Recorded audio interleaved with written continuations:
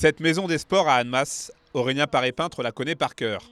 Enfant, il l'a écumée en long, en large et en travers. C'est donc non sans une certaine émotion que le coureur cycliste professionnel d'AG2R Citroën est revenu sur ses terres ce vendredi, à l'occasion de la dictée du Tour. Et l'espace d'une matinée, le 15e du Tour de France 2021 s'est mué en maître d'école. Depuis quelques jours, virgule.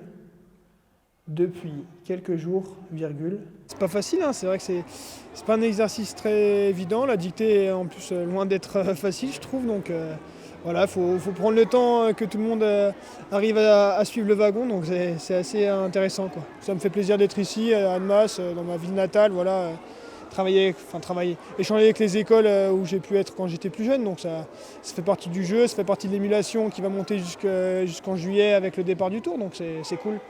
Vendredi, ce sont donc près de 230 enfants, issus de 2 écoles primaires de la commune, qui ont planché sur cette dictée un peu particulière. Moi, je trouve qu'elle était facile, mais en même temps dure, parce qu'il y avait des mots qui étaient durs, mais puisqu'ils répétaient plusieurs fois, on pouvait pas... c'était un petit peu trop long. Donc ça va, elle était facile et difficile. Je trouve qu'elle était pas aussi facile qu'on l'a fait normalement. Je pense que c'est 3 dictées environ qu'on fait, mélangées. Je trouve qu'il y a des mots qui étaient durs, mais je pense que j'ai eu une bonne note. Cette opération a également pour ambition de démocratiser le cyclisme auprès des jeunes et pourquoi pas de susciter des vocations.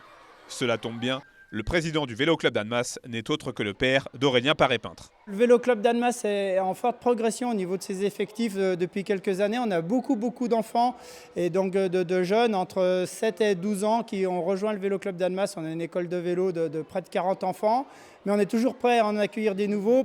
Cette dictée du Tour est donc le premier événement d'une série d'initiatives et d'animations qui s'achèveront en apothéose le 15 juillet prochain avec le grand départ de la 14e étape de la Grande Boucle, Annemasse-Morzine. On est bien dans la démarche d'une manifestation très populaire et très ouverte. Des dizaines d'enfants de 2 écoles sont là.